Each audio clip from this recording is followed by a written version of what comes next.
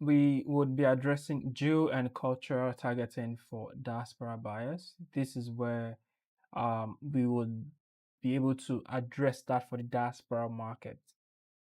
The last class we figured out the one for local markets, um, and went through the entire sorry the behavior, interest, and demographic um, detailed targeting process. So this time we have to do it for the diaspora market. It's and for this one, for these guys, it's a bit different because you have to take in a few concerns. You have to do a bit of research again to know exactly where these guys are. Then you do your magic with it. But let's just continue, right? So basically, these are the cardinals will be addressing in this class. One, the exact geolocations where diaspora buyers live, very important. Two, cultural patterns that predict who is ready to buy property, very important. Three is how to create precise geo layers in Meta Ads Manager. Four is how to avoid the biggest geo targeting mistakes routers make. Yes, and five is how to think like a diaspora buyer and speak to their intent.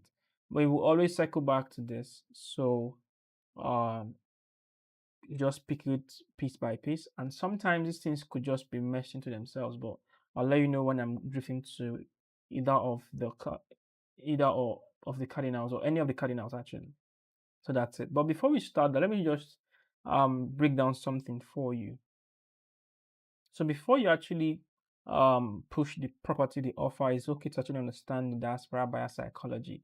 Before you go do your targeting, your build out, whatever it is on the Meta um, audience setup interface. Yeah.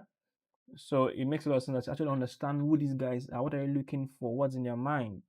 So I've run you through that for 4 countries, particularly to Nigeria and Nigeria, but this also applies to most any other country where you are trying to pull in remittance or the diaspora people that you need them to actually act on these things. So this could actually apply for any other country, but but this is specifically for Nigerians in diaspora. So for those UK buyers, this is how they think.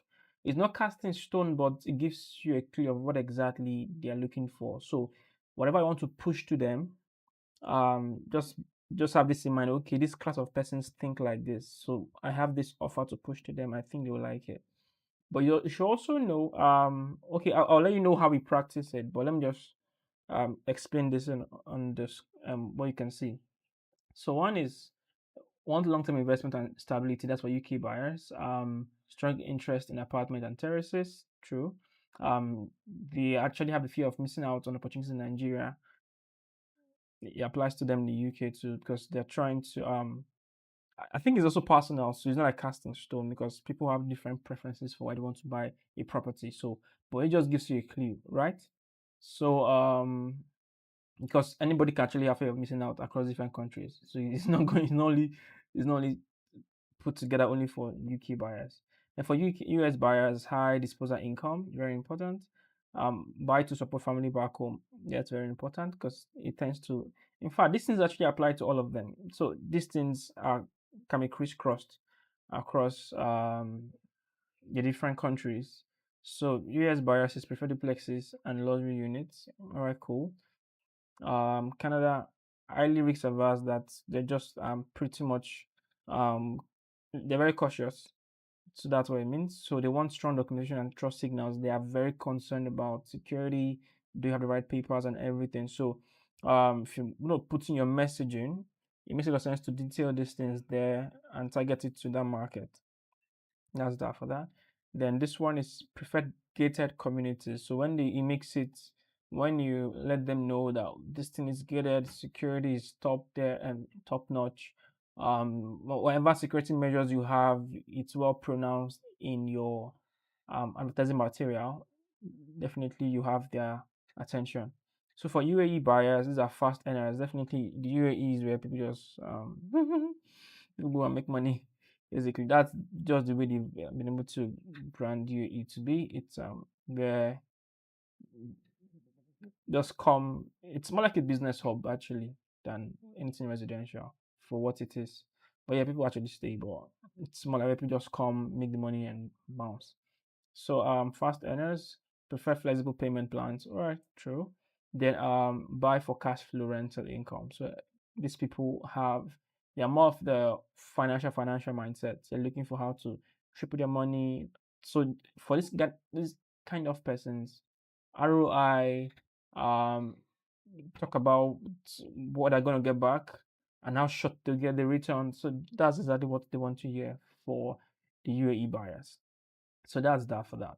So, but now let's go back to, so now let's build out this thing.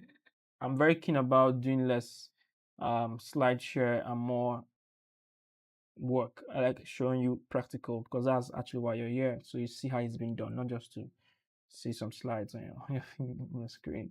So but before I jump off this, because this is something we do. I'm not trying to just lift up anything. Like, so basically, we, when it comes to lands and houses or apartments and terraces, whatever it is, duplexes here.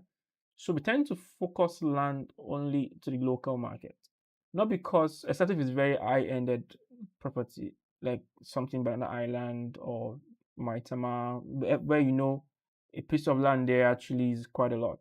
Yeah. So, but if not, we tend to run lands within the country because if you look at it properly, most lands tend to have payment plans thereabout. So if you spin it properly, you should get people actually in the country to do this. So people in the country should be able to see what you want to sell, the land you're about to push, they come see, and so basically we rarely push lands outside the country because by the time we're not even done with the local or the um within the country campaign and they've sold out, they're cleared out. So we don't have to push it to diaspora market. But when it comes to apartments, fully built properties, off plan, whatever it is, but it's more like a standing structure where something is ongoing. We tend to we also consider pushing it outside the country, also outside the continent, which I think, well, most of these countries are. The fifth one here is South Africa, but I think we'll build out the entire thing on what's it called, on ChatGPT. So let's go to ChatGPT now.